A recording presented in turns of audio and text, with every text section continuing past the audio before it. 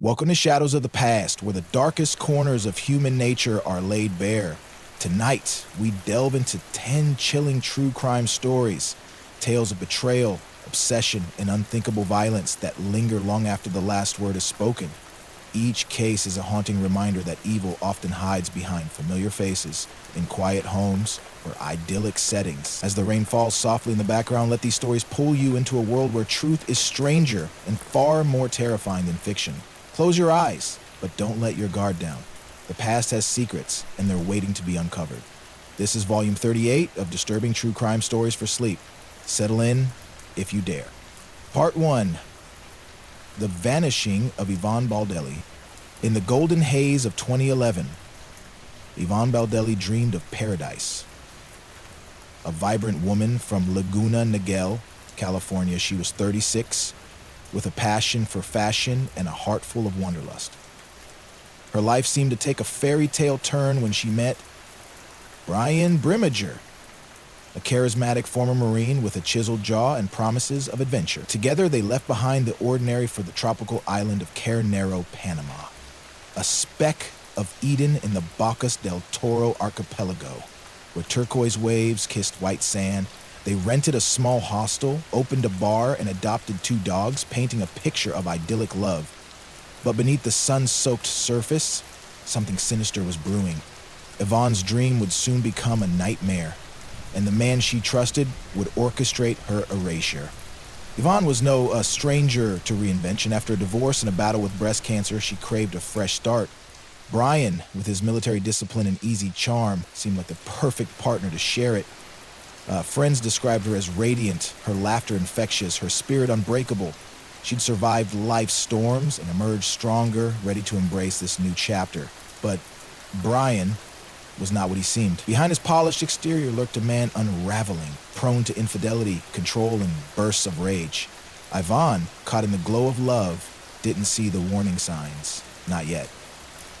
The couple's life on Carnero began with promise. They mingled with locals, served drinks at their bar, and posted photos of their island bliss. Yvonne's family back home received glowing updates, text messages brimming with excitement about her new home. But by November 2011, those messages grew sparse. Her sister, Michelle, noticed a shift. Yvonne's text felt off, less personal, almost scripted. Then, on December 1, they stopped entirely. Michelle's calls went unanswered. Panic set in. She contacted Brian, who was back in the U.S., by then claiming he'd left Yvonne after a fight. According to him, Yvonne had run off to Costa Rica with another man, leaving her belongings behind. It was a story too convenient, too clean. Michelle. The truth was far darker. Brian's return to the U.S. wasn't a spontaneous trip. It was calculated. Evidence later revealed he'd been living a double life, entangled with another woman in California while stringing Yvonne along. When Yvonne discovered his betrayal, it sparked a confrontation. Brian, a man who thrived on control, couldn't tolerate her defiance. On November 29, 2011, in their small hostel room, that confrontation turned deadly. The details remain shrouded, but investigators believe Brian killed Yvonne in a fit of rage, likely with a machete he later sold to a local. Her body, once full of life, was dismembered, her remains scattered to erase her existence. Brian's cover-up was meticulous, at least at first. He sent fake text messages from Yvonne's phone, mimicking her tone to delay suspicion. He used her bank card for small transactions, creating a trail to suggest she was alive and traveling. He even packed her belongings, clothes, jewelry, her beloved laptop, and shipped them to Costa Rica, staging her disappearance. To the outside world, Yvonne had simply vanished, chasing a new lover across borders. But Brian underestimated Michelle's resolve.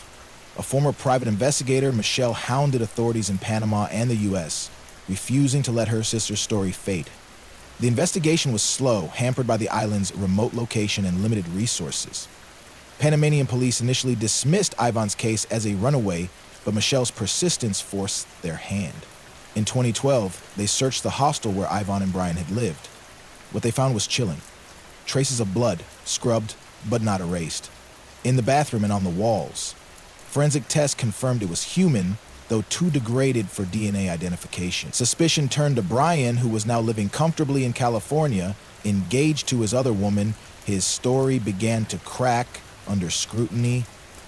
Investigators uncovered a web of lies. Brian's claim that Yvonne had left him didn't hold up. Her laptop, recovered from the shipped belongings, revealed no activity after November 29. Bank records showed withdrawals in Panama, made by Brian, not Yvonne. Locals on Carnero recalled seeing him sell a machete days after Yvonne's last sighting, his demeanor cold, detached. The most damning evidence came in 2013 when a hiker stumbled across a shallow grave in a swamp near the hostel. Inside were skeletal remains later identified as Yvonne's through dental records. Her dogs, loyal to the end, were buried nearby, their bodies bearing similar wounds. The scene painted a grim picture. Yvonne hadn't run away. She'd been betrayed, murdered, and discarded by the man she loved. Brian's arrest in 2013 was swift. Charged with second-degree murder, he faced a trial that peeled back his facade. Prosecutors argued he killed Yvonne to silence her discovery of his infidelity, fearing she'd expose him. The defense claimed there was no direct evidence, no eyewitnesses, no murder weapon, but the circumstantial case was overwhelming. The blood, the fake messages, the machete, the grave. In 2016, Brian Brimmager was convicted of manslaughter, a lesser charge that sparked outrage among Yvonne's family. He was sentenced to 26 years, eligible for parole in 2035. For Michelle, the verdict was bittersweet. She'd fought for justice, but the cost was steep. Diagnosed with cancer during the investigation, she passed away in 2014. Her final days consumed by her sister's case. What makes Yvonne's story so haunting is its ordinariness. She was a woman seeking love, a new beginning not unlike countless others. Yet, her trust was her undoing. Brian Brimmager wasn't a shadowy stranger. He was the man who shared her bed, her dreams, her life. The island of Carneo, with its swaying palms and endless horizons, became her prison. Its beauty a cruel contrast to the horror it concealed. Yvonne's case is a stark reminder. Paradise can hide the darkest of secrets, and those closest to us can wield the sharpest blades. As we move to the next story, consider this. Yvonne's fate was sealed not just by Brian's hands, but by the silence of an island that kept her secrets too well. How many others vanished, their stories buried in shallow graves, waiting for someone to care enough to dig? The rain falls harder now, urging us deeper into the shadows of the past. Part 2, the betrayal of Vicki Roberts. In the quiet village of Runcorn, Cheshire, England, where rows of modest homes lined streets steeped in routine, Vicki Roberts believed she'd found her forever. A devout Christian with a heart as warm as the Sunday hymns she cherished, Vicki was 44 in 2009, a woman whose kindness seemed to light up even the grayest English days. Her life revolved around her faith, her job at a local supermarket, and her dream of a loving family. When she met Michael Roberts, a charismatic mechanic with a quick smile and a knack for charm, she saw a man she could save, a soul adrift waiting for her guiding hand. But Vicki's dream of redemption would lead her into a trap, where love masked a sadistic darkness that would steal her life in the cruelest way.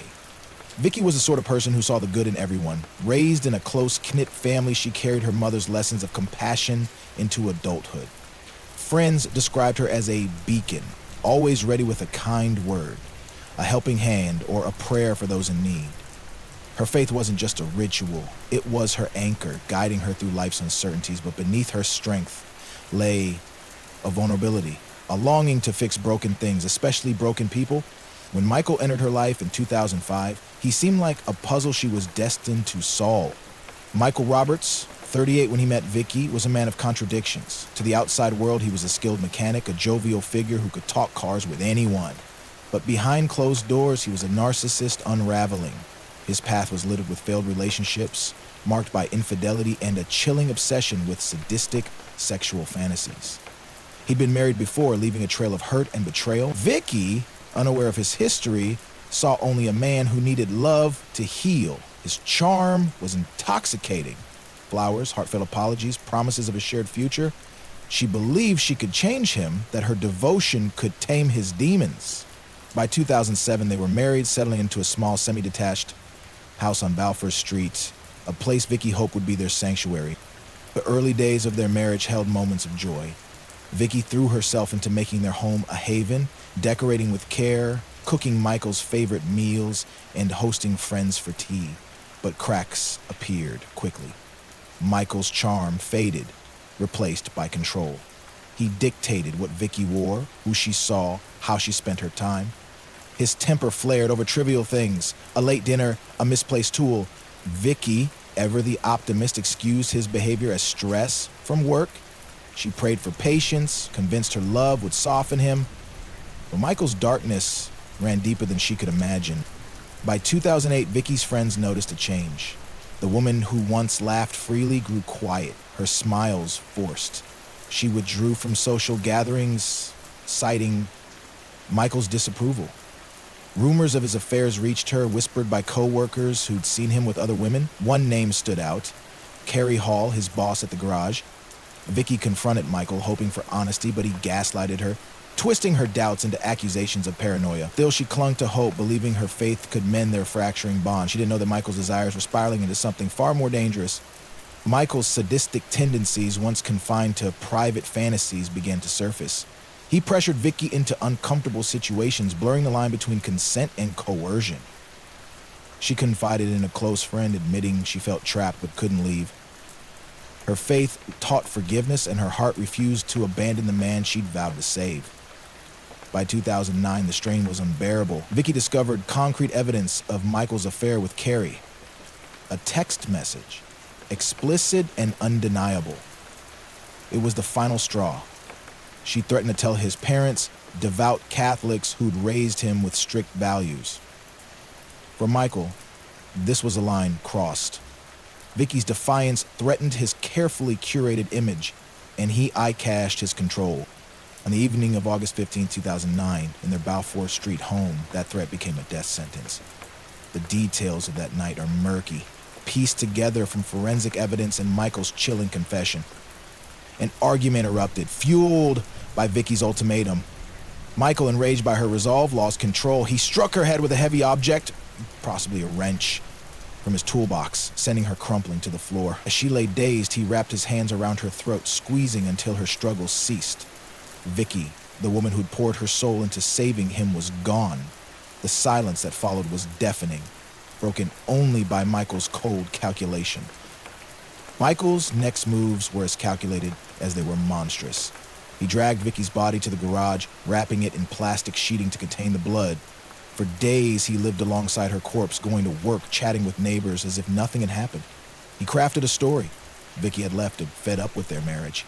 He sent texts from her phone, mimicking her voice to buy time. To friends, he played the jilted husband, shrugging off her absence with practiced ease. But Vicky's family wasn't fooled. Her sister Jane grew suspicious when Vicky missed their weekly call. She pressed Michael, who faltered under her scrutiny. Jane alerted the police, setting the unraveling in motion. The investigation began slowly. Runcorn's small police force wasn't equipped for murder, but Vicky's absence raised red flags. On August 20, officers visited the Balfour Street house. Michael was calm, inviting them in, spinning his tale of Vicky's departure, but the house told a different story. A faint smell lingered in the garage, unnoticed by Michael but caught by a seasoned officer. A search revealed Vicky's body, hidden beneath a tarp, her face frozen in a final plea. The scene was grim. Bloodstains on the garage floor, scrubbed but not erased. In a laptop containing screenshots Vicky had saved, proof of Michael's affair, her last act of defiance. Michael's arrest was swift. Hauled to the station, he initially stuck to his story, claiming Vicky had stormed out, but the evidence was crushing. Blood spatter analysis linked the wrench to her head wound. Fibers from the plastic sheeting were found on his clothes. The screenshots recovered from Vicky's laptop painted a motive: betrayal and fear of exposure.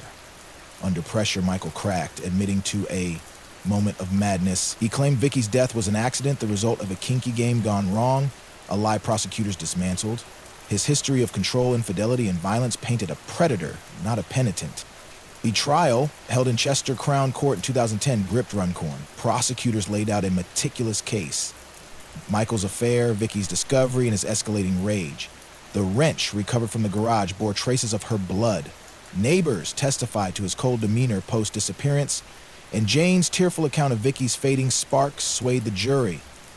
The defense argued diminished responsibility, citing Michael's alleged remorse, but it rang hollow. His claim of an accidental death during intimate play was debunked by the brutality of her injuries: blunt force trauma and strangulation, deliberate and prolonged.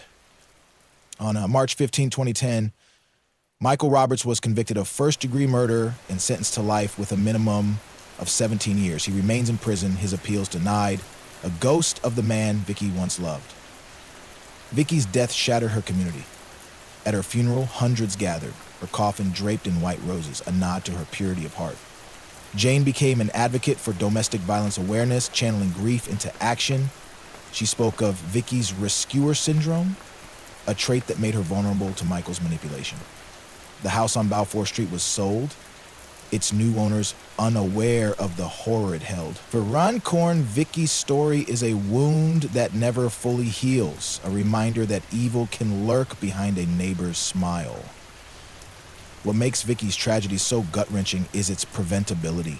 She saw the signs, Michael's control, his cruelty, but her faith and hope blinded her. She believed love could conquer darkness, a belief that cost her everything. How many others, like Vicky, stay silent, praying for change that never comes? Her story is a plea from the grave. See the red flag, speak out, walk away. Because once the door closes, it may never open again. As the rain taps against the window, urging us onward, we leave Vicky's quiet street behind. But her shadow lingers, a whisper in the dark, asking us to remember. The next story awaits, colder, crueler, and closer than you think. Part 3, the beachside execution of Lindsay Cutshaw and Jason Allen.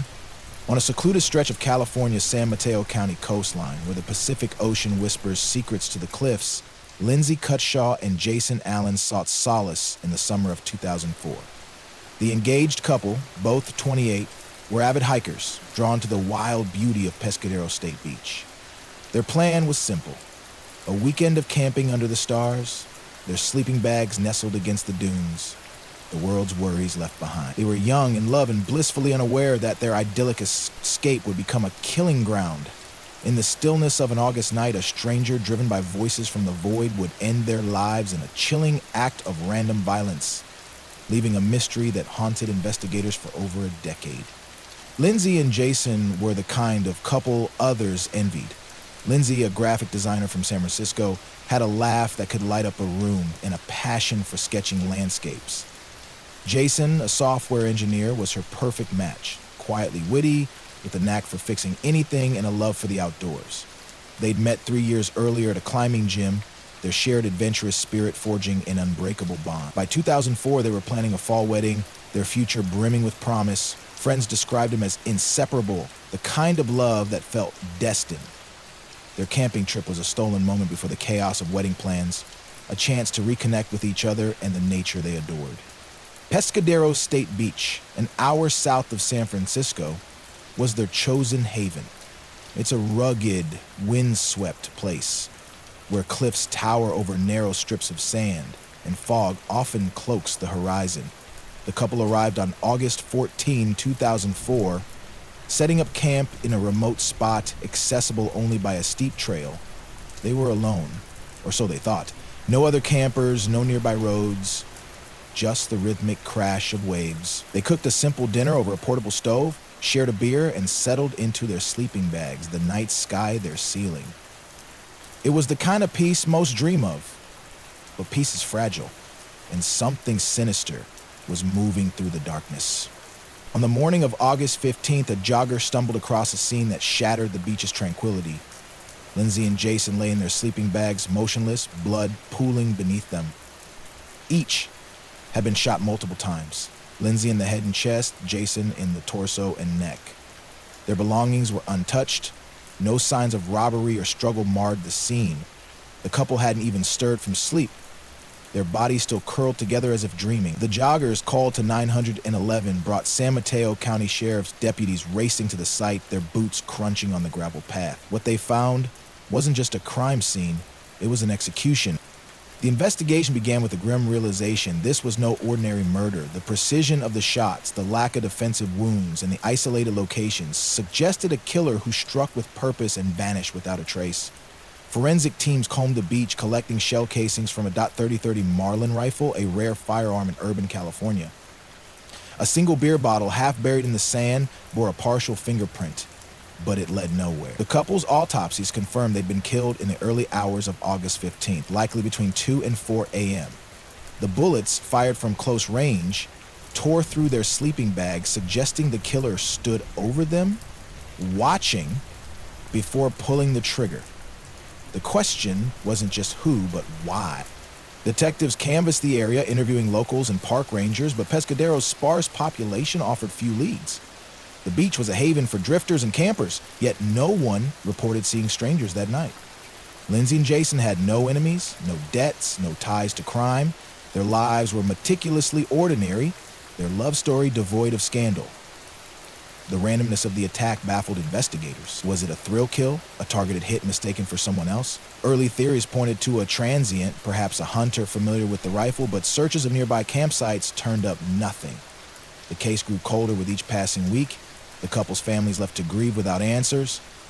Lindsay's mother, Susan, and Jason's brother, Mark, refused to let the case die. They hounded the sheriff's department, organized vigils, and offered a $10,000 0 cents reward for information. Susan, a school teacher, spoke of Lindsay's dreams of starting a family, her sketches now framed in her childhood bedroom. Mark, a firefighter, recalled Jason's quiet strength, his plans to build a cabin where he and Lindsay could raise their kids. Their pain fueled media coverage, keeping the case alive, but the trail remained cold. Years passed, 5, then 10, each anniversary marked by fading headlines and dwindling hope. The Marlin rifle, the beer bottle, the casings, all dead ends. It seemed the killer had vanished into the fog. Then, in 2017, a breakthrough came from an unexpected tragedy. Sean Gallen, a 38-year-old drifter with a history of mental illness, killed his brother in a violent altercation in Redwood City, just 30 miles from Pescadero. The case drew the attention of Detective Sarah Jenkins, a cold case specialist who'd been haunted by the Cutshaw Ellen murders. Gallen's name rang a bell. In 2006, he'd been briefly questioned about the beach killings after a ranger reported seeing him near Pescadero, but with no evidence he'd slipped through. Now, with Gallen in custody, Jenkins saw a chance to revisit the past. Gallen was an enigma. Raised in a fractured home, he'd battled schizophrenia since his teens, hearing voices that urged him to act. He'd drifted across California, living in tents and abandoned cars. His life a patchwork of petty crimes and psychiatric holds. In 2004, he was 25, unemployed and known to frequent coastal trails. Jenkins interrogated him about his brother's murder, probing for patterns. Gallen's responses were erratic, but one phrase chilled her. "The voices told me to do it." She pivoted to the 2004 case, showing him photos of Lindsay and Jason. Gallen's eyes flickered. After hours of questioning, he confessed, his words a cascade of horror. According to Gallen, on the night of August 14, 2004, he was camping illegally near Pescadero, a stolen Marlin rifle in his possession. The voices, sinister, relentless, spoke of cleansing the beach, claiming the couple's presence was a violation. Under their command, he crept down the trail, spotting Lindsay and Jason's camp in the moonlight. He watched them sleep, their peace an affront to his fractured mind. Without hesitation, he fired, unloading the rifle into their bodies. He described the act with eerie detachment, as if recounting a dream. The beer bottle? His, discarded carelessly. The casings? Left behind in his haste to flee. He'd melted back into the night, the voices satisfied for now. Jenkins was skeptical. Confessions from the mentally ill could be unreliable, but Gallen's details matched the crime scene. The rifle's caliber, the number of shots, the bottle's brand. A search of his belongings uncovered a journal, its pages scrawled with references to missions and sacrifices dated around 2004. The partial fingerprint on the bottle, retested with advanced technology, was a near match. Ballistics experts confirmed the casings could have come from a Marlin rifle like the one Gallen described stealing. It wasn't airtight, but it was enough. In 2018, Gallen was charged with 2 counts of first-degree murder, alongside his brother's killing. The trial, held in San Mateo County Superior Court in 2019, was a clash of narratives. Prosecutors painted Gallen as a predator whose mental illness amplified his violence, not excused it. The shell casings, his confession, and his history of erratic behavior built a compelling case. The defense argued insanity, claiming the voices controlled Gallen, rendering him incapable of intent. Experts testified to his schizophrenia, but jurors were unmoved by his lack of remorse. Lindsay's and Jason's families filled the courtroom, their grief raw after 15 years. Susan clutched a photo of Lindsay's last sketch, a wave crashing on Pescatero's shore. Mark stared at Gallon, searching for a shred of humanity. On June 12, 2019, Gallon was convicted, sentenced to 2 life terms plus 94 years for the murders and his brother's death. He remains in a maximum security prison. His voice is now confined to his cell. The motive, if it could be called that, remains a void. Gallon's claim of voices from space offers no closure, only a glimpse into a mind untethered from reality. Lindsay and Jason were strangers to him. Their deaths, a cruel whim of fate.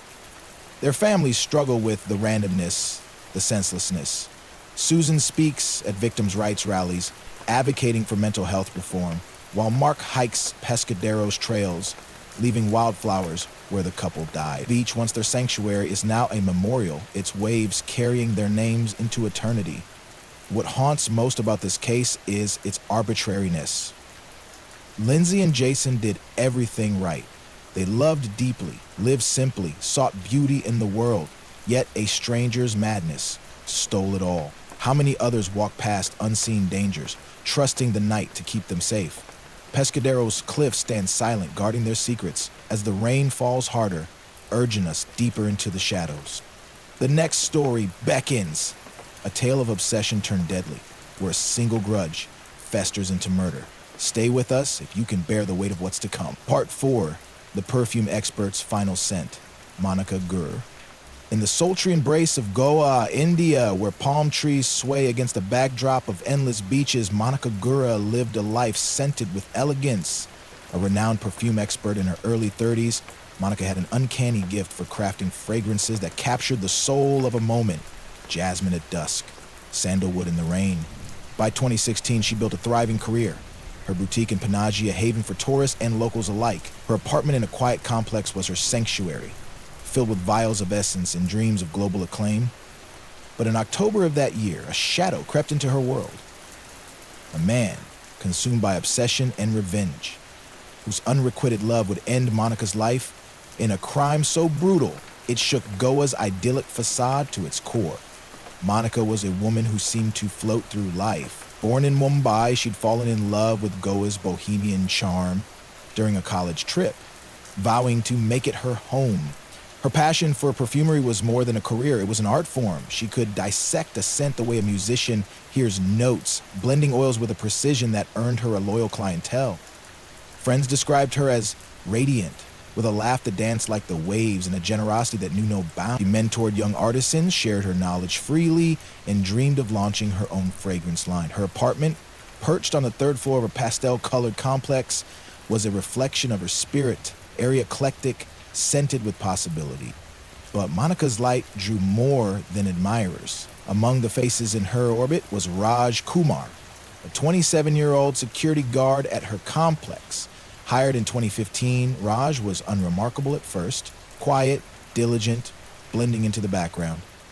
Born in a nearby village, he'd come to Goa seeking work, his life a stark contrast to Monica's. Where she was cultured and ambitious, he was rough-edged, nursing grudges against a world he felt had cheated him. His job gave him access to Monica's world, and he watched her from the shadows, his fascination growing into something dark. She was kind to him as she was to everyone, offering smiles and small talk. To Raj, those gestures were invitations, fuel for a fantasy she'd never shared.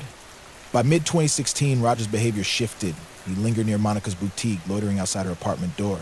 She noticed her unease growing but dismissed it as harmless. Then came the theft. In July, Monica caught Raj stealing petty cash from the complex's maintenance fund. Her complaint to the management was swift and firm. She valued integrity, and his betrayal stung. Raj was fired, his resentment igniting. To him, Monica wasn't just a woman who'd reported him. She was a symbol of everything he couldn't have. Her rejection, real or perceived, festered into a vendetta, and he vowed to make her pay.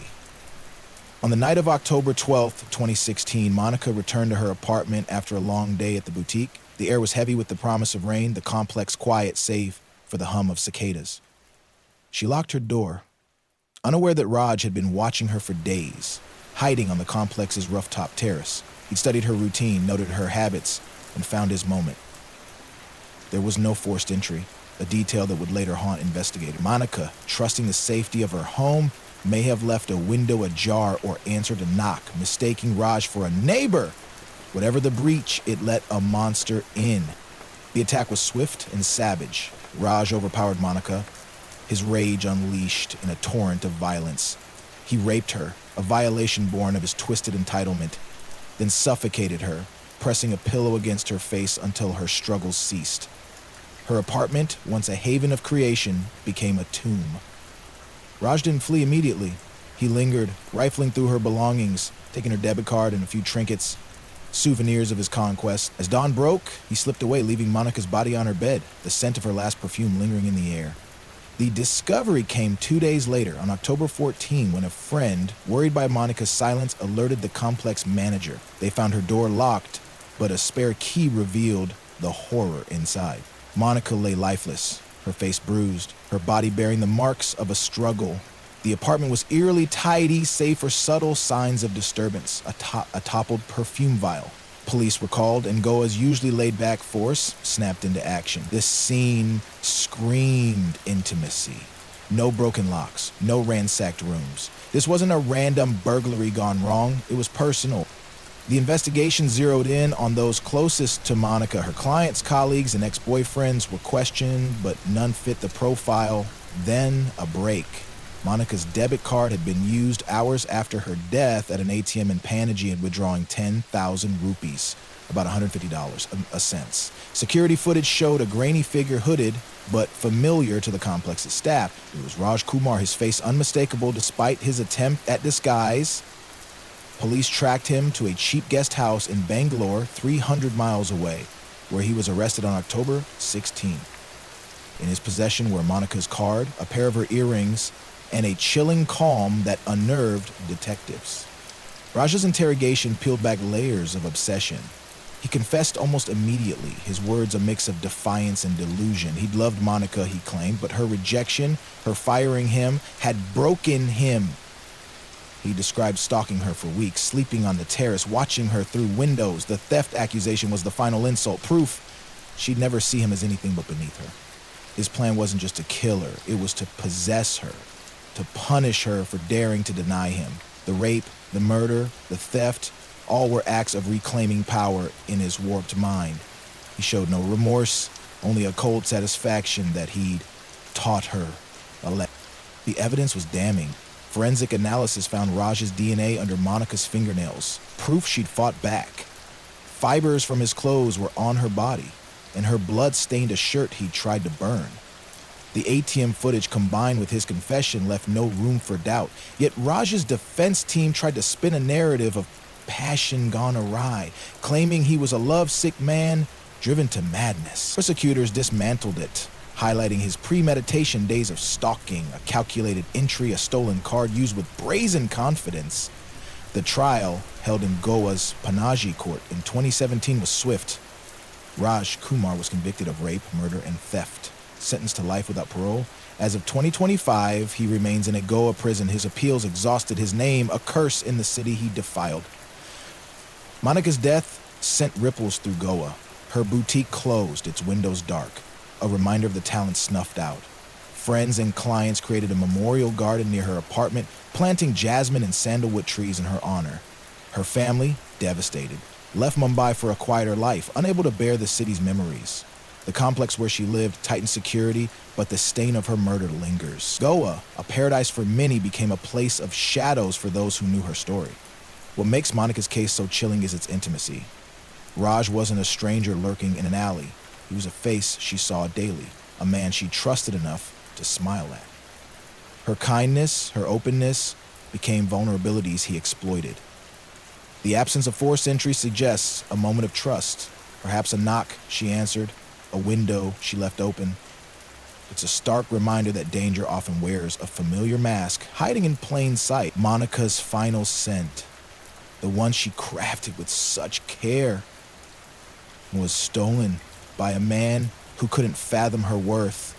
As the rain drums softly, washing away the warmth of Goa's shores, we leave Monica's story behind. But her essence lingers, a fragile note in the air, urging us to see the shadows others cast. The next tale awaits.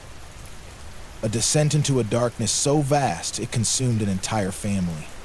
Brace yourself, for the past grows colder with every step. Part 5, The Christmas Killer, Ronald Gene Simmons. In the quiet hamlet of Dover, Arkansas, where rolling hills cradle simple homes and winter brings a hush to the Ozarks, the Christmas season of 1987 should have been a time of warmth and togetherness. For the Simmons family, it was anything but. Ronald Gene Simmons, a decorated Air Force veteran and father of 7, presided over his household like a tyrant, his control absolute, his secrets festering. Behind the walls of their isolated farmhouse, a darkness grew. One that would erupt in a massacre so horrific it remains the deadliest family annihilation in American history. Over 2 days, Simmons slaughtered 14 of his own kin, including his wife and children, before extending his rampage to a small town, leaving a trail of blood that still stains the memory of those who lived through it. Ronald Gene Simmons was a man of stark contradictions. Born in 1940 in Chicago, he grew up in a fractured home, his childhood marked by poverty and a domineering father. At 17, he enlisted in the Navy, later joining the Air Force, where he earned commendations for service in Vietnam. To outsiders, he was a disciplined patriot, a man who thrived on order. But beneath the medals lay a volatile core, paranoid, controlling, and prone to rage. After retiring in 1979, Simmons moved his family, wife Becky, and their 7 children to rural Arkansas, seeking isolation. Their 13-acre property, dubbed Mockingbird Hill, was a fortress of his making, surrounded by a makeshift fence of car parts and barbed wire. Here, he ruled unchallenged, his family, both his kingdom and his prisoners. Becky Simmons, 46, was the heart of the family, a devoted mother whose warmth held her children close despite Ronald's tyranny. The kids, ranging from 29-year-old Gene Jr. to 3-year-old Barbara, lived under strict rules. Ronald forbade television, limited outside contact, and demanded obedience. His temper was a constant threat, his belt a tool of discipline.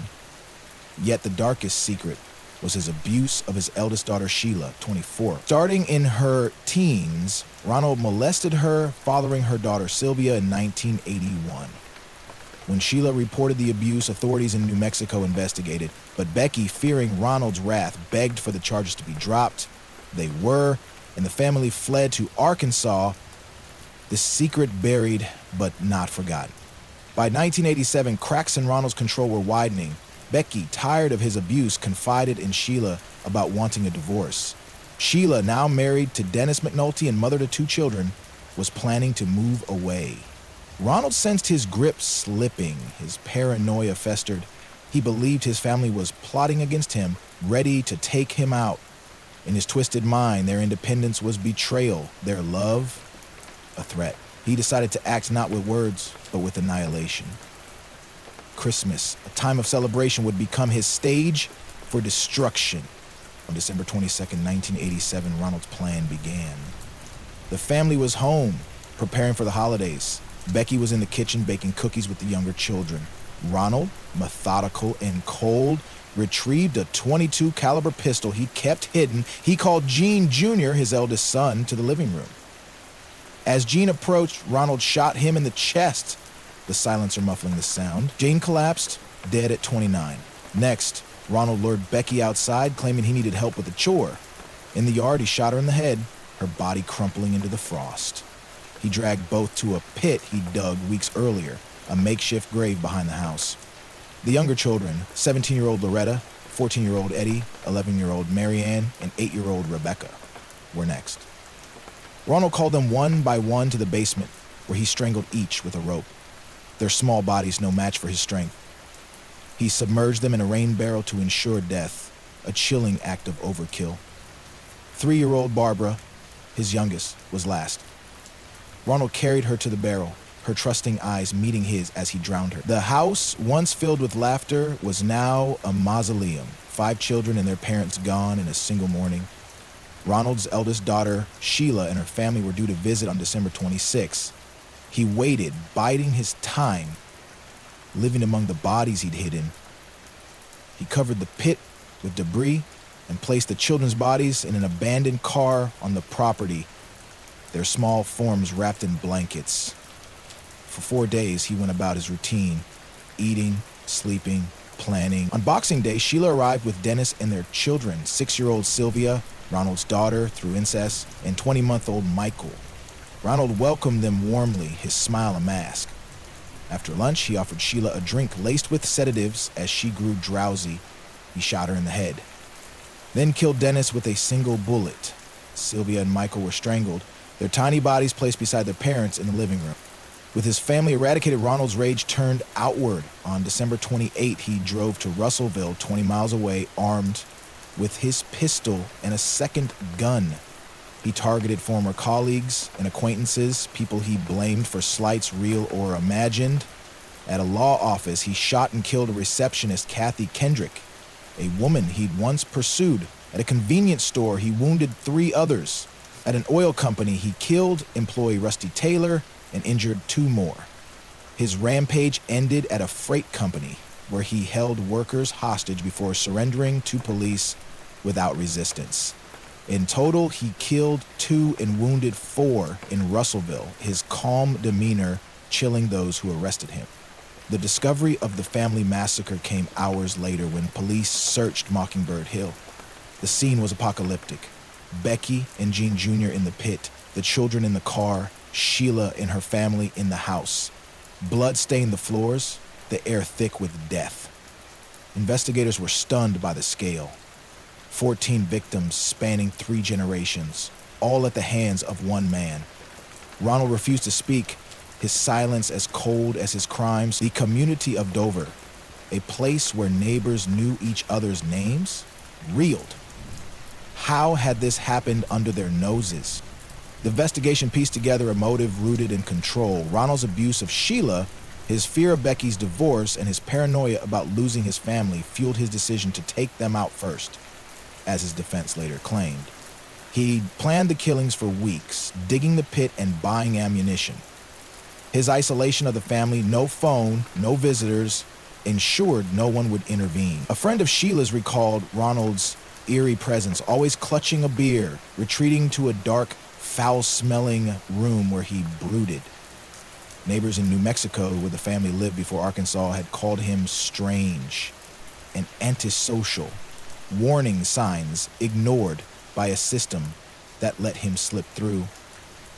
The trials held in 1988 and 1989 were a formality. In Dover, Ronald was convicted of 14 counts of murder, his lack of remorse stark. In Russellville, he faced charges for the additional killings and assaults. Prosecutors presented a mountain of evidence, the guns, the pit, the bodies, all tied to Ronald's meticulous planning. The defense argued insanity, citing his paranoia, but psychiatric evaluations deemed him competent. Jurors, many local, wept as photos of the children were shown, Barbara's tiny shoes, Sylvia's stuffed bear. Ronald was sentenced to death, a verdict he accepted without appeal. Refusing to fight for a life he destroyed. On June 25, 1990, he was executed by lethal injection, the fastest death sentence carried out in the U.S. since 1976. The aftermath left Dover scarred. Mockingbird Hill was abandoned, its windows boarded, a ghost on the landscape. Becky's family erected a memorial for the victims, a stone cross inscribed with their names, but few visit, the pain too raw. Sheila's surviving siblings, who'd left home before the massacre, grapple with guilt, wondering if they could have saved her. The case spurred Arkansas to strengthen domestic violence laws, but for many, it was too late. Attorney John Harris, who worked the case, lamented the missed chance in 1981 when Sheila's abuse allegations were dropped. If they'd arrested him then, he said, none of this might have happened. Ronald of Gene Simmons' story is a descent into the abyss of control. He wasn't a faceless monster, but a father, a husband, a man who turned love into a death sentence. His family trusted him, obeyed him, and paid the ultimate price. The isolation of Mockingbird Hill, the silence of a town that saw but didn't act, let his darkness grow unchecked. How many other homes hide such secrets? their walls whispering of pain no one hears. Ronald's shadow looms large, a warning that the ones we hold closest can wield the deadliest hands.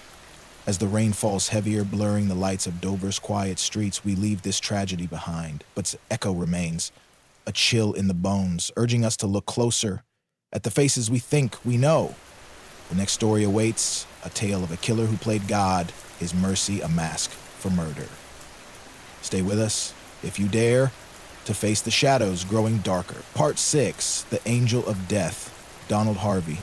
In the sterile corridors of America's hospitals, where life and death hang in delicate balance, trust is the unspoken currency. Patients surrender their fates to doctors, nurses, and aides, believing in their care. But in the 1970S and 1980S, one man betrayed that trust in a way few could fathom. Donald Harvey, a soft-spoken nurse's aide with a boyish face and a disarming smile, roamed the wards of Kentucky and Ohio, wielding death like a silent artist. Known as the Angel of Death, he claimed up to 70 lives, cloaking his murders in the guise of mercy. Behind his quiet demeanor lay a sadistic hunger for control, a darkness that turned healing hands into instruments of annihilation. This is the chilling story of a killer who played God and the decades it took to stop him. Donald Harvey was born on April 15, 1952 in Hamilton, Ohio, the eldest of 3 children. His family soon moved to Boonville, Kentucky, a small Appalachian town where poverty was a way of life. His parents, Ray and Goldie, were tobacco farmers, their days consumed by labor, their nights by struggle.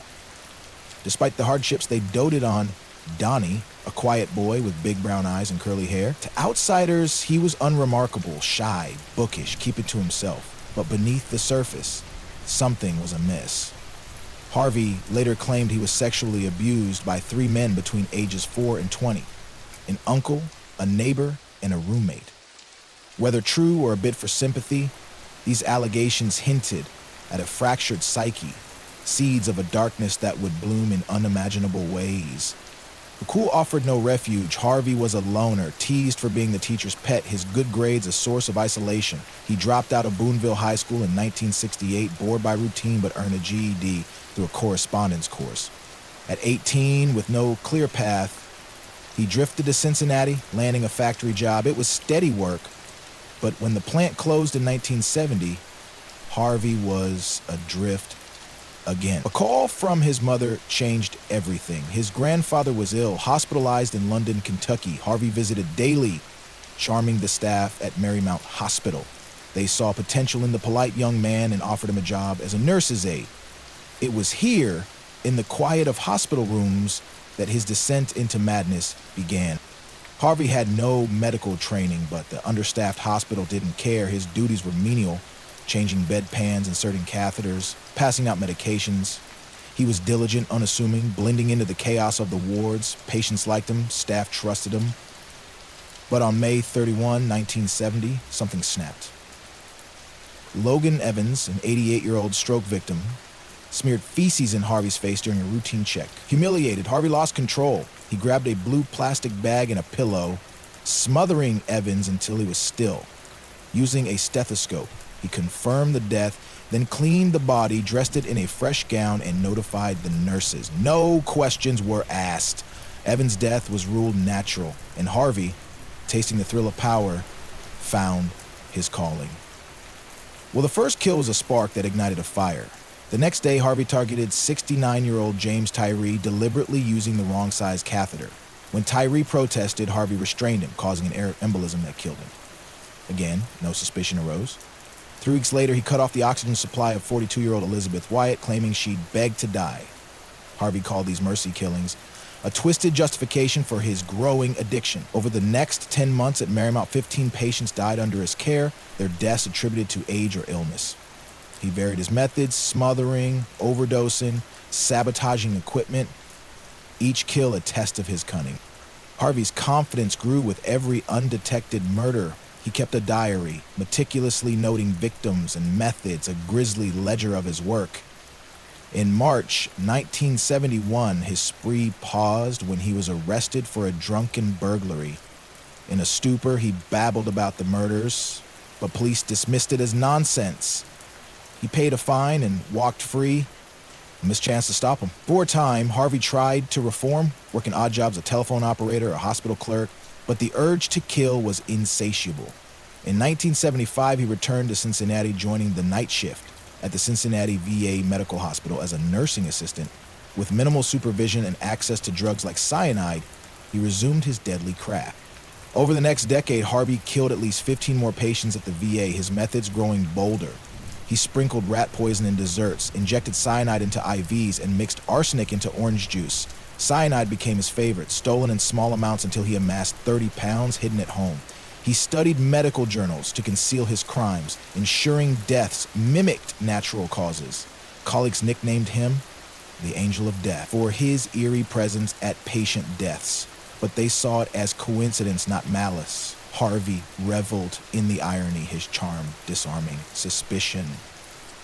His murders weren't limited to patients. In the early 1980s, as Harvey's personal life unraveled, fueling rage-driven killings. After a fight with his lover, Doug Hill, he laced his ice cream with arsenic. Hill survived, but the act marked a shift. Harvey's mercy was a lie. He poisoned his next partner, Carl Howler's food, to keep him bedridden, jealous of imagined infidelity. He spiked a neighbor's drink with hepatitis serum, nearly killing her, and murdered another, Helen Meir, with arsenic-laced pie. Howler's father died after Harvey slipped arsenic into his pudding during a hospital visit. These weren't mercy killings, they were vengeance, a chilling expansion of his reach. By 1986, Harvey moved to Drake Memorial Hospital in Cincinnati, where his spree peaked. Over 13 months, he killed 26 patients, disconnecting ventilators, injecting iron, or using cyanide. His final victim, John Powell, 44, died on March 7, 1987, after months on life support from a motorcycle accident. Ohio's mandatory autopsy law for vehicular deaths led to a breakthrough. The coroner detected a faint almond-like scent, cyanide's telltale sign. Suspicion fell on hospital staff, and Harvey's name surfaced. His refusal to take a polygraph, coupled with his VA reputation, made him the focus. Interrogated in April 1987, Harvey denied everything, playing the victim of coincidence. But hours of pressure broke him. He admitted to Powell's murder, claiming pity for his suffering, then confessed to 33 killings over 17 years. As days passed, the number grew to 70, though investigators doubted the full tally. Psychiatric tests confirmed he was sane, fully aware of his actions. In November 1987, Harvey was sentenced to 8 life terms for the Marymount murders. In 1988, he pleaded guilty to 3 more Cincinnati homicides, earning 3 additional life sentences. The remaining cases closed for lack of evidence, but the horror of his confirmed kills was enough. Harvey's motive, he claimed, was control. People controlled me for 18 years, he told a reporter in 1991. Then, I controlled my own destiny. His mercy was a facade, the brutality of his methods, puncturing a patient's bladder with a coat hanger, poisoning lovers, revealed a sadist. His case exposed hospital vulnerabilities, lax oversight, easy access to drugs, and ignored red flags. Harvey thrived in the chaos, a wolf among the sick. His diary, seized by police, read like a serial killer's manifesto, detailing each death with clinical pride. On March 28, 2017, Harvey's reign ended violently. At 64, he was found beaten in his cell at Toledo Correctional Institution, his skull fractured. He died 2 days later. Inmate James Elliott, serving 37 years, confessed, claiming he acted for Harvey's Kentucky victims. I gave him the punishment he deserved, Elliott wrote. His 2019 conviction for Harvey's murder brought a strange closure to a case that had haunted the nation. Harvey's legacy is a scar on medicine. Families of his victims, many unaware their loved ones were murdered, live with unanswered questions. Hospitals tighten protocols, but the trust he shattered lingers. Boonville, his hometown, erased him from its memory, a ghost too dark to claim. His story is a warning. Evil can wear a healer's mask. Thriving where trust is blind, how many others like Harvey hide in plain sight, their hands poised to steal life? As the rain falls, a steady lament for the lost, we leave Harvey's sterile halls behind. His shadow clings, a reminder that the quiet ones can harbor the deadliest secrets. The next story awaits, a tragedy of love turned lethal, where paradise became a grave. Stay with us, if you can, face the darkness deepening. Part 7, The Shattered Paradise of Romina Nunes. In the sun-drenched Canary Islands, where Lanzarote's volcanic cliffs meet the endless Atlantic, Romina Nunes chased a dream of a better life. Born in 1990 in Asunción, Paraguay, she was a young mother of two, a cancer survivor, and a woman of unbreakable resolve. By 2017, she'd carved out a new beginning in Spain, her days filled with work and hope for her son's future. When she met Raul Diaz Chon, a wealthy engineer with a polished charm, it seemed fate had finally smiled.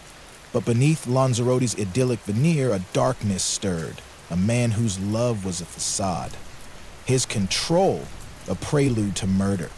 Romina's story is one of courage, betrayal, and a brutal end that left a family shattered and an island haunted. Romina's life was a testament to resilience. Raised in a poor working-class family, she became a single mother at 18 after her boyfriend Christopher abandoned her upon learning of her pregnancy. Her son Lucas became her world, but Paraguay's economic struggles pushed her to seek more. In 2010, she moved to Alcobendas, Spain, at her aunt's invitation, leaving Lucas with her mother Miriam and sister. Romina found work as a hotel administrator, her warm smile and quick wit earning her a steady income. She sent money home, rented a small apartment, and planned to bring Lucas to Spain. Life wasn't easy, but she faced it with grit, her dreams bigger than her hardships. In 2012, Romina fell for Javier, a Salvadoran construction worker. Their romance was passionate but short-lived when she became pregnant. Javier balked at fatherhood. Their son, born in 2013, joined Lucas in Paraguay as Romina couldn't manage alone in Spain. Then came a crushing blow, a cancer diagnosis. She endured chemotherapy, lost her hair, and fought through weakness. Emerging victorious by 2015, wearing wigs to mask her scars, she returned to work, her spirit unbroken. Friends marveled at her strength, calling her a warrior. She saved every euro, determined to reunite her family in Spain. Her optimism, a beacon in a life of trials. In the summer of 2017, at a lively Lanzarote festival, Romina met Raul Diaz Chon. At 47, he was nearly 15 years her senior, a process engineer for a major energy company. His good looks and financial security made him a catch, despite 2 failed marriages and estranged teenage daughters.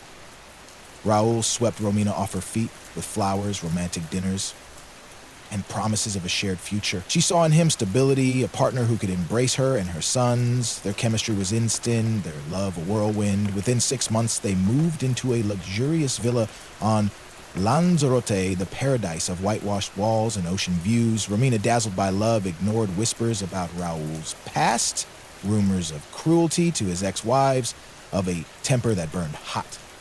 The fairy tale unraveled quickly. Raul's charm masked a controlling streak. He disapproved of Romina's sons, pressuring her to leave them in Paraguay. His promises of providing for her family rang hollow. He wanted her alone, his possession. By mid-2018, his true nature surfaced. He used illegal substances, his moods swinging violently under their influence. Romina, desperate to salvage their love, agreed to marry him, hoping vows would change him. Days before their August 10th, 2018 wedding, Raul beat her savagely, leaving bruises she hid with makeup. On her knees, he begged forgiveness, swearing it was a one-time lapse. Romina, torn between fear and hope, believed him. She walked down the aisle, her smile a mask, her heart heavy with doubt. The abuse escalated. Raul's rages became routine. Fueled by drugs and jealousy, he isolated Romina, cutting her off from friends and monitoring her calls. Her trips to Paraguay to see her sons grew tense. Raul insisted she leave her youngest behind, claiming they needed time as a couple. Her mother and sister, sensing trouble, urged her to leave, but Romina, ashamed and hopeful, stayed silent. Now, in September 2018, she returned to Lanzarote after a month with her family. Her demeanor changed. Bruises marred her neck. A limp betrayed her pain. She borrowed money for her return ticket. Raul had refused to pay, a red flag she ignored. Clinging to the dream of a happy marriage, by December, Romina's life was a nightmare. Raul's attacks grew vicious, his apologies fleeting.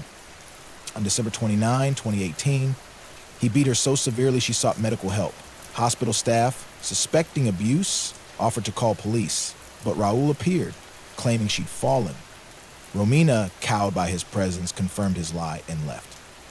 Her silence was her undoing. On New Year's Eve, as the world celebrated, Raul's rage reached its peak. Romina, emboldened by fear, demanded he accept her sons. The argument turned deadly.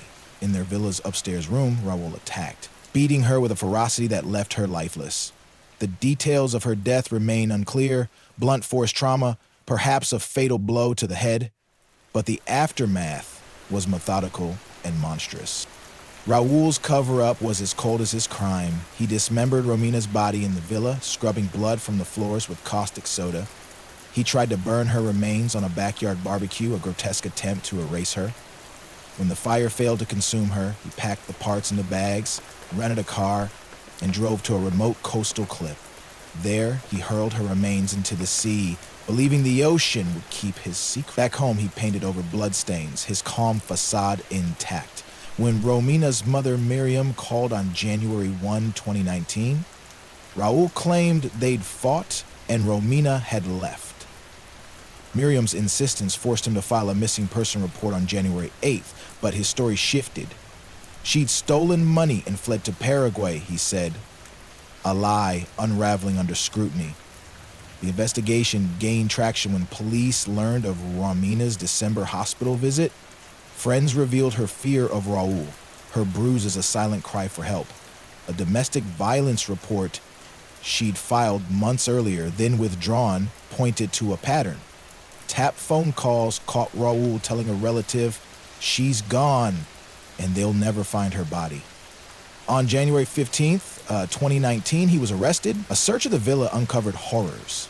Luminol revealed blood in multiple rooms, a broken fingernail with Raul's skin beneath, and a contact lens stuck to a bathroom tile, evidence of a struggle.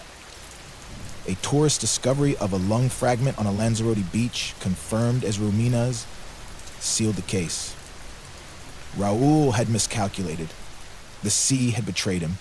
So the trial, delayed by the COVID-19 pandemic, began in 2023. Raul stuck to a flimsy story. Romina, drunk and violent, had died accidentally in the bath, and he panicked, disposing of her body.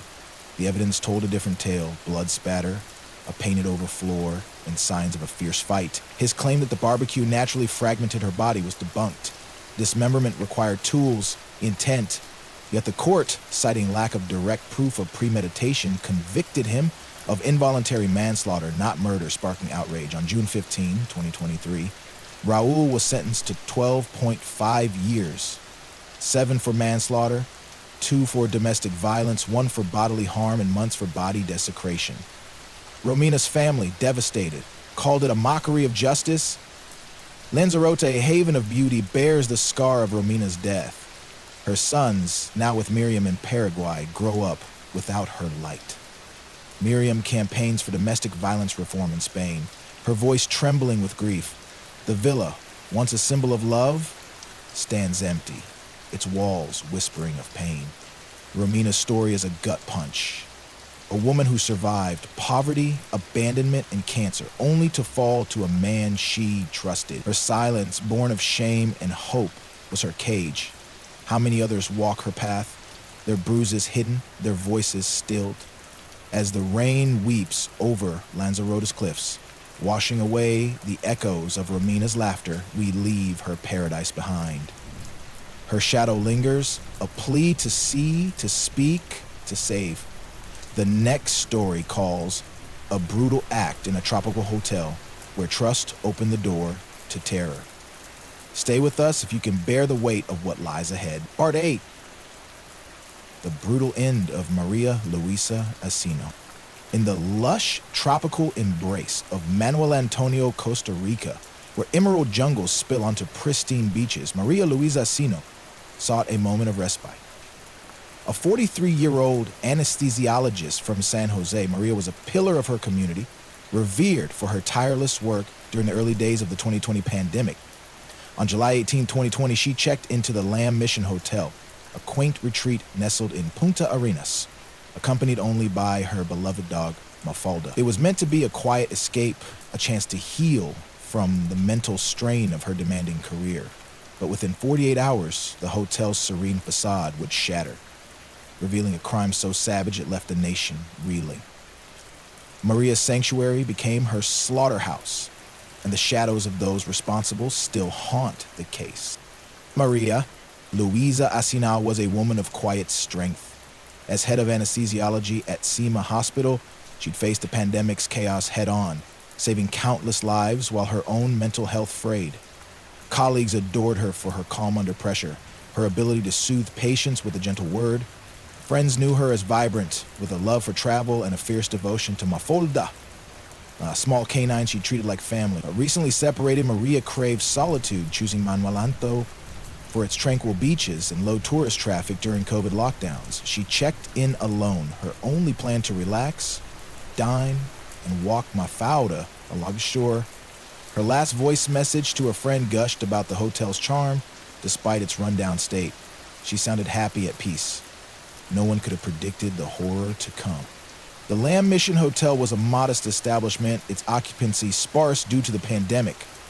Run by owner Harry Bowden and his husband Dano, it housed a skeleton staff and a handful of guests, including 2 men Bowden had taken in out of kindness. Tidra Herrera, an exotic dancer, and Luis Carlos Miranda, a website manager. Maria's first day passed uneventfully. She lounged on the beach, dined at a local restaurant, and ordered a bottle of wine and 2 glasses to her room at 4:30 p.m. on July 19. The second glass, a habit for water alongside wine, suggested no company was expected. She danced with staff and guests that evening, her joy infectious, but by July 20, her room was silent, her absence alarming. When hotel staff couldn't reach Maria, they grew concerned. A housekeeper, recalling Maria's mention of pandemic stress, urged a welfare check. The main door was locked from the inside, but the emergency exit, a sliding glass door to a pet-friendly patio, was ajar. Stepping inside, staff were hit by a foul odor and bloodstains on the floor. Mafalda cowered in a corner, traumatized, while a figure lay on the bed, wrapped in a blood-soaked sheet. It was Maria, her body bearing the marks of unimaginable violence. The room, a grim tableau of brutality, told of a struggle, a cleansing, and a killer. Or killers who thought they'd covered their tracks. The crime scene was a forensic nightmare.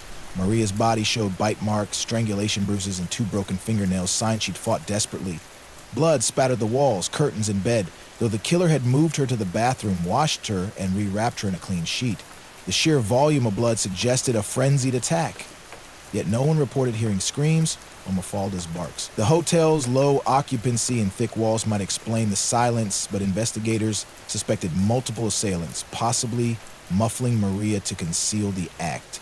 The autopsy revealed a head injury as the cause of death, likely from a blunt object or fall compounded by strangulation and bites across her body. The savagery pointed to personal rage, not a random act. Costa Rican police, unaccustomed to such violence in tourist havens, launched a meticulous investigation. The hotel's magnetic key logs showed no unauthorized entries, focusing attention on the open sliding door. Had Maria left it unlocked, or had someone she knew gained access? Her phone revealed no plans to meet anyone, only a photo of the wine and glasses sent to a friend.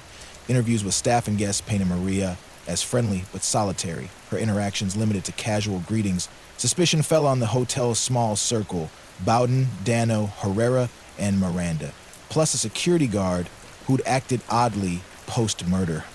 The first break came with Tidra Herrera.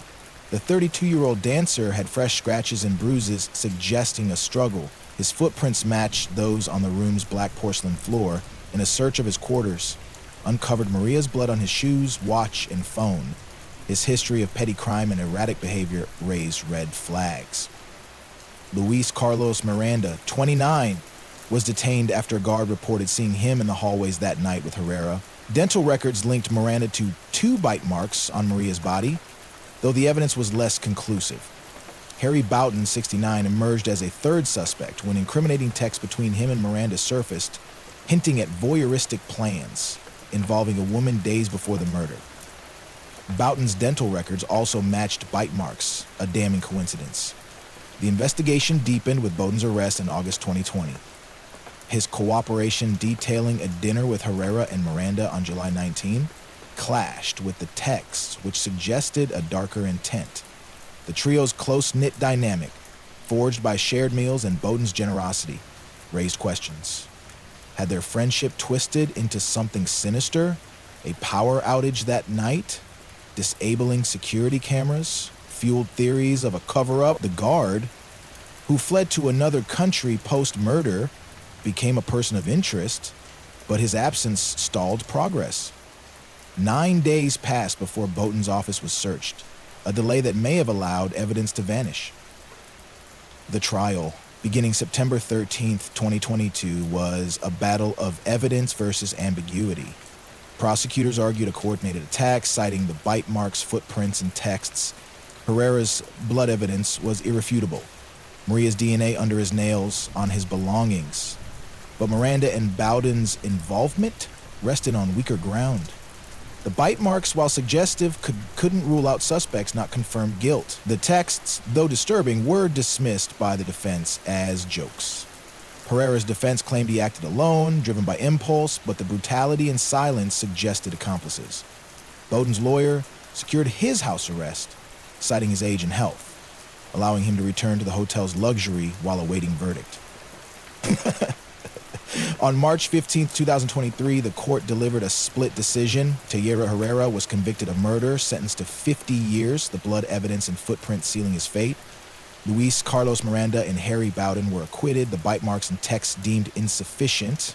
The verdict sparked outrage among Maria's family, who believed others were involved. The power outage, the guard's flight, and the delayed search fueled suspicions of a broader conspiracy. Maria's parents, living in Fortuna, received her blood-soaked belongings, a painful reminder of justice half-served. They maintain a shrine to her, her medical awards beside Mafalda's collar, a dog now living with a relative. Manuel Antonio, a jewel of Costa Rica, carries the weight of Maria's death. The Land Mission Hotel closed, its reputation tainted. Maria's colleagues at Sema Hospital established a scholarship in her name honoring her legacy. Her friends, led by her best friend Carla, advocate for solo travelers' safety, warning of unseen dangers in paradise. The case remains unresolved for many, the acquittal's a lingering wound. Was it a lone killer or pact sealed in darkness? The open, sliding door, a symbol of trust, became Maria's undoing, a portal for monsters to slip through. What chills most is the betrayal of Sanctuary. Maria, a healer, exhausted by saving others, sought peace in a place meant to protect her. Instead, she found predators, their motives cloaked in shadows. How many safe havens hide such threats, their doors ajar to those who prey on trust? Maria's story is a warning. Even in paradise, vigilance is survival. As the rain mourns over Manuel Antonio's deserted beaches, we leave Maria's tragedy behind. Her light, extinguished too soon, flickers in memory, urging us to guard our doors. The next story beckons.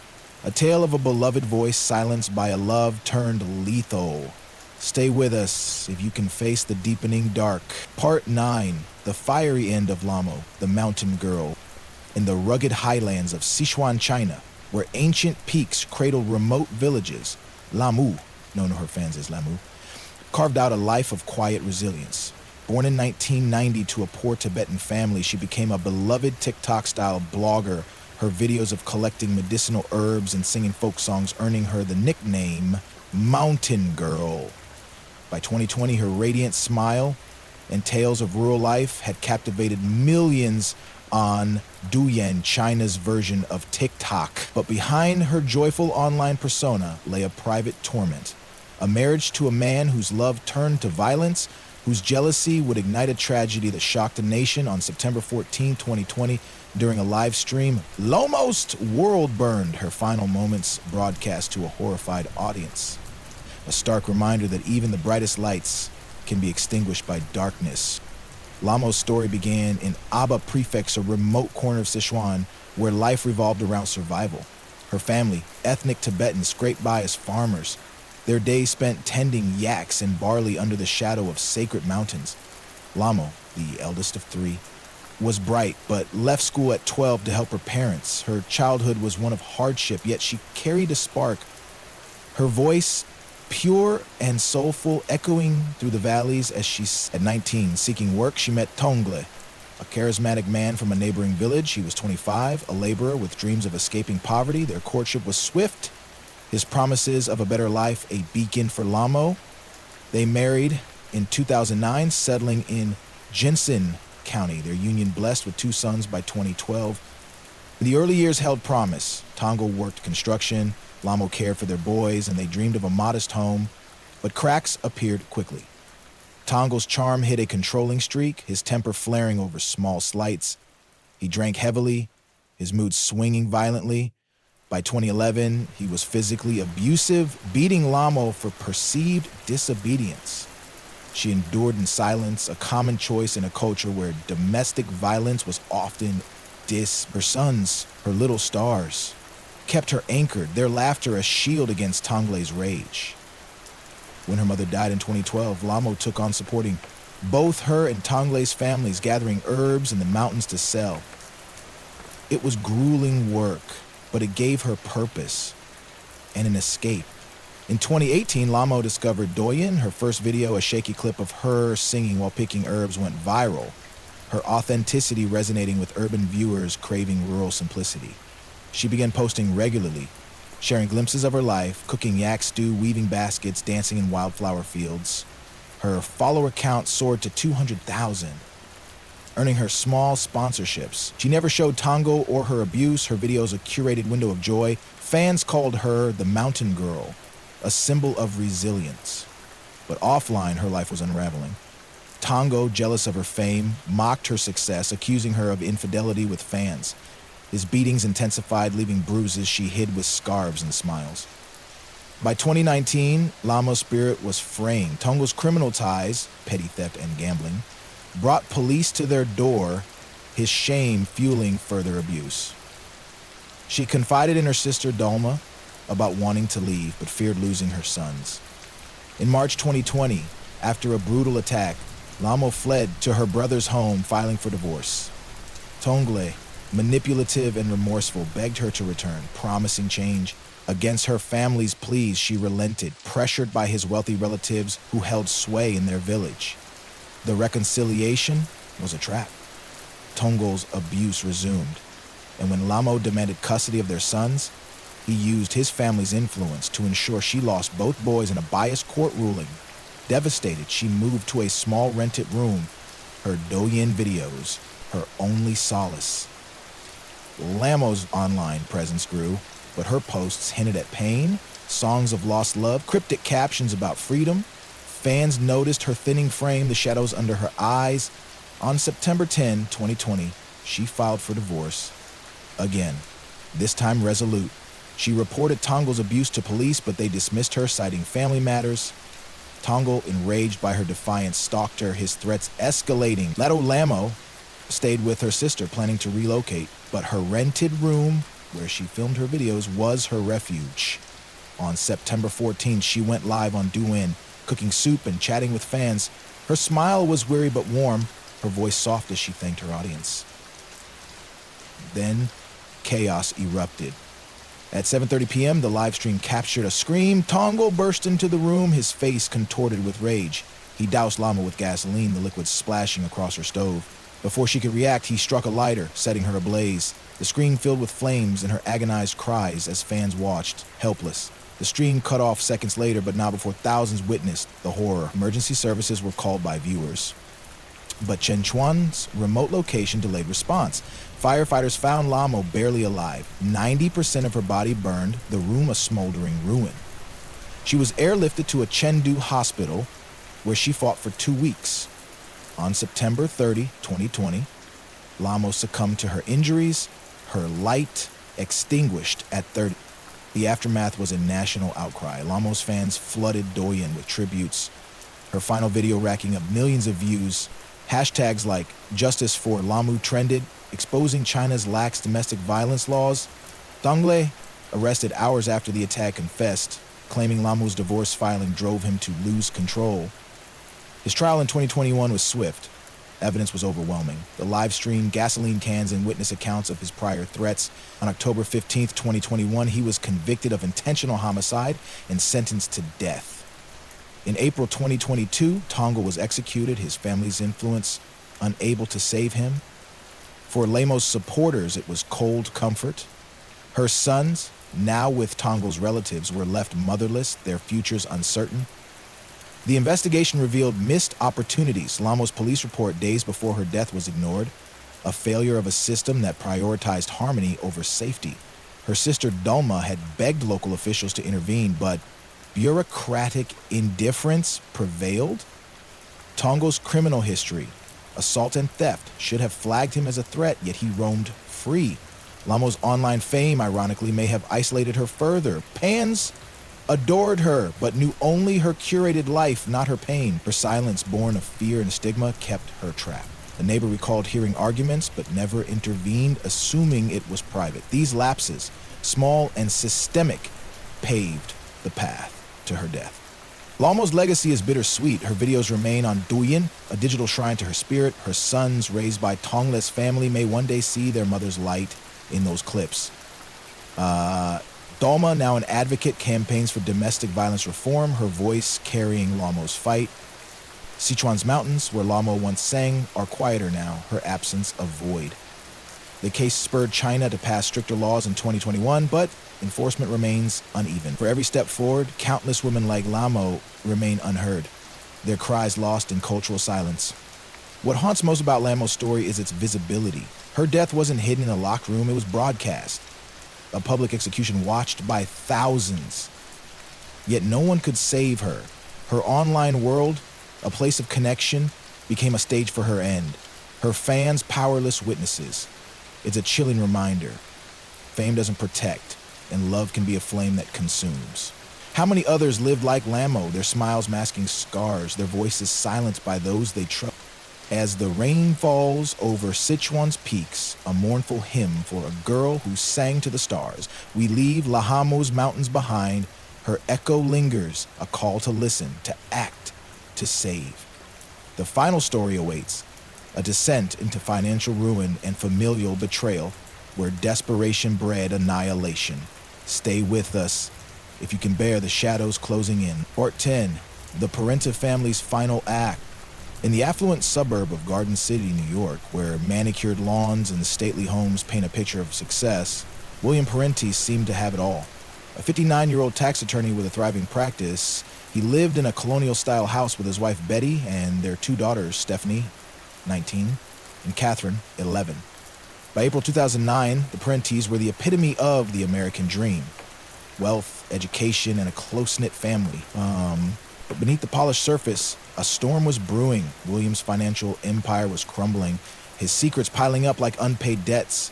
In a single devastating act, he would erase his family and himself, leaving behind a mystery of desperation and betrayal that still haunts those who knew them. William Parent was a man of ambition. Born in Brooklyn, he clawed his way from modest roots to a law degree at Brooklyn Law School, building a lucrative practice, advising clients on trusts and estates. His charm and intellect won over high-profile clients, and his firm, Parents and Norum, boasted millions in assets. Betty, 58, was his high school sweetheart, a devoted mother who ran a catering business while raising their daughters. Stephanie, a sophomore at Loyola University, was bright and compassionate, studying psychology with dreams of helping others. Catherine, a precocious sixth grader, loved dance and animals. To neighbors, the Parengs were perfect, always hosting barbecues, attending church, and volunteering. But perfection is fragile, and William's facade was cracking. The 2008 financial crisis hit Parenti's firm hard. His investments, heavily tied to real estate and speculative ventures, tanked. Clients began withdrawing funds, and William, desperate to maintain appearances, turned to fraud. He ran a Ponzi scheme, using new client money to pay off old debts. A house of cards that grew shakier by the day. By early 2009, he was juggling $450,000, 0 cents in losses, with checks totaling $245,000, 0 cents bouncing or delayed. His law partner, unaware of the full extent, noticed William's stress but chalked it up to the economy. Betty, managing the family's finances, sensed trouble but trusted William's assurances that he'd fix it. The daughters, shielded from the truth, carried on, oblivious to the storm. William's double life took a toll. He worked late, his temper flaring at home. Betty confided in a friend about his distance, but never suspected fraud. Stephanie, home for spring break in April 2009, noticed her father's preoccupation but focused on her studies. Catherine, too young to understand, clung to her father's affection. William, drowning in debt, saw no way out. His pride, his identity as a successful provider, couldn't bear exposure. Rather than face ruin, he made a chilling choice. If he couldn't save his family's future, he'd end it. The plan formed in secret, a final act of control over a life spiraling beyond his grasp. On April 19, 2009, William told Betty and the girls they were taking an impromptu trip to Baltimore, Maryland, to visit Stephanie at Loyola and attend a college event. It was a lie. He booked a room at the Towson Sheraton, a mid-range hotel near the university, and drove the family from New York. They checked in late, the girls excited for a rare getaway. That night they ate at a local diner, laughing over milkshakes, unaware it was their last meal. Back at the hotel, William waited until the early hours of April 20, when the world was still. In room 423, his plan unfolded with a brutality that belied his polished exterior. The details, pieced together from autopsies and forensics, are harrowing. William began with Betty, his partner of nearly 40 years. As she slept, he struck her head with a heavy object, likely a lamp, then strangled her to ensure death. Her body showed signs of a struggle, her nails broken, a silent fight for life. Next was Stephanie, asleep in the adjacent bed. William beat and strangled her. Her youth, no match for his rage. Catherine, the youngest, was last. Her small frame bore the same marks. Blunt trauma and strangulation, her dance dreams snuffed out.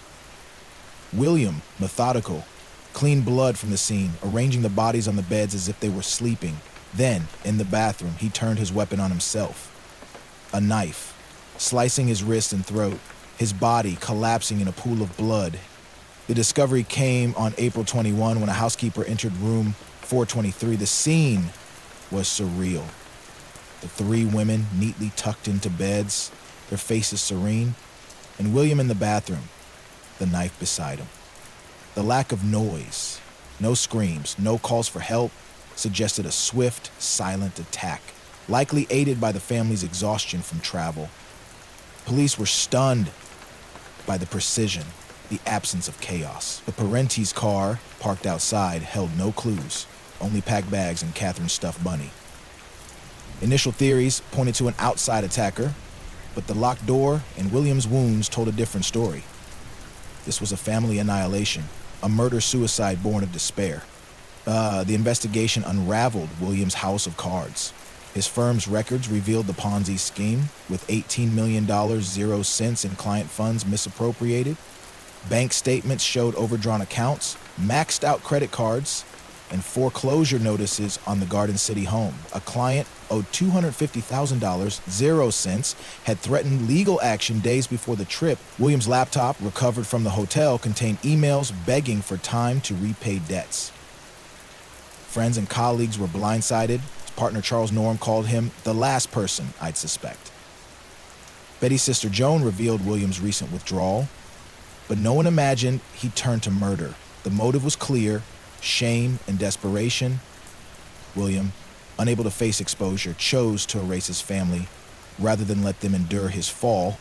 The community of Garden City grappled with shock. The Parenti's home, once a hub of warmth, was boarded up, its sale mired in legal battles over William's debts. Stephanie's Loyola classmates held a vigil, her psychology notes found in the hotel room, a testament to her lost potential. Catherine's dance troupe dedicated a performance to her, her leotard displayed in their studio. Betty's catering clients, many lifelong friends, mourned her kindness.